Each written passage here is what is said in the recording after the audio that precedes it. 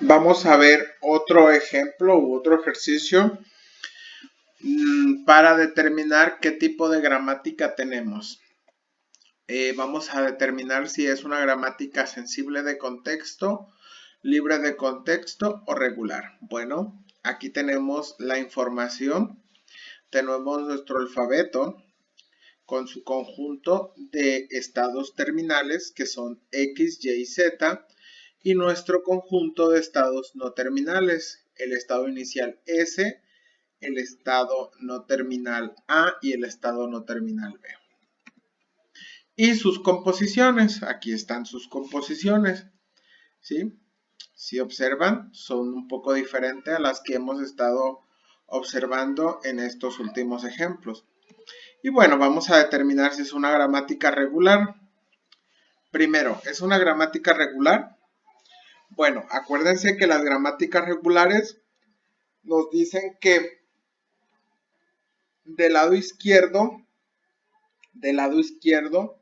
debe de haber un estado no terminal y del lado derecho debe de haber por lo menos un estado terminal y varios estados no terminales. Bueno, del lado izquierdo no se cumple la condición porque tenemos más de un símbolo no terminal, ¿sí? Tenemos más de un símbolo no terminal. Si se fijan aquí en esta composición tenemos más de un estado o símbolos no terminales, ¿sí? Entonces ya con eso no estaría cumpliendo que es una gramática regular. Y del lado derecho tiene uno o más símbolos. Hasta ahí sí estamos bien. Uno o más símbolos. A lo más un símbolo no terminal. Sí tiene más de un símbolo, uno o más símbolos no terminales, sí lo cumple, pero esta parte no la cumple, que es la que estoy indicando. Entonces, por lo tanto, no es una gramática regular, ¿sí? Tan solo con esta composición que tenemos aquí.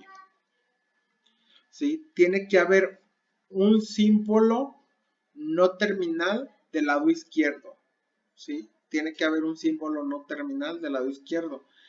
Y lo mismo pasaría aquí, aunque son símbolos terminales, de todas formas no cumple como una gramática regular. Entonces, es una gramática libre de contexto. Acuérdense que las gramáticas libres de contexto nos dicen que del lado izquierdo debe de haber un símbolo no terminal, igual que las gramáticas regulares. Un símbolo no terminal y del lado derecho debe de haber uno o más símbolos terminales o no terminales. Entonces, del lado izquierdo no cumple porque hay una composición que tiene más de un símbolo no terminal, que es el caso que ya les había mostrado anteriormente, que es este. Y del lado derecho sí cumple. Del lado derecho sí cumple porque hay uno o más símbolos terminales y no terminales. Del lado derecho sí cumple, no hay ningún problema.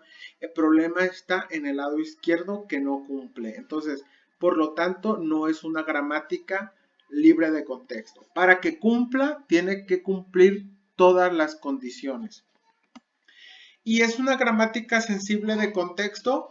Sí es sensible de contexto. ¿Por qué? Porque acuérdense que las gramáticas sensibles de contexto, si no tenemos ninguna restricción que se nos haya dado en la gramática, entonces ya eso aparte ya la cumplió.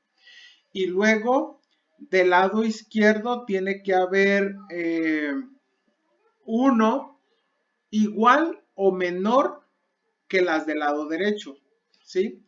Igual o menor que las del lado derecho. Y aquí vamos a ver, miren.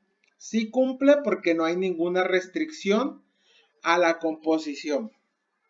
¿Sí? No hay ninguna composición, no hay ninguna restricciones a las composiciones. Y del lado izquierdo son menores o iguales a la longitud de símbolos de la derecha. Aquí está, menor, aquí es menor que del lado derecho. Aquí es igual que la del lado derecho, aquí es menor que del lado derecho, aquí es menor que del lado derecho, aquí es igual. Ay, no cumple, cierto, cierto, es menor o igual a los símbolos de la... Con esta condición ya no cumplen. Observen aquí, no me había fijado, no cumple. X a Z es a CB. ¿Ya vieron? Del lado izquierdo es mayor, tenemos 3 elementos y del lado derecho tenemos 2 elementos. Entonces no cumple. Todos los demás sí se cumplen porque este es igual, 2 y 2. De este es 1 y de este lado 2. De este es 1 y del lado derecho son 3.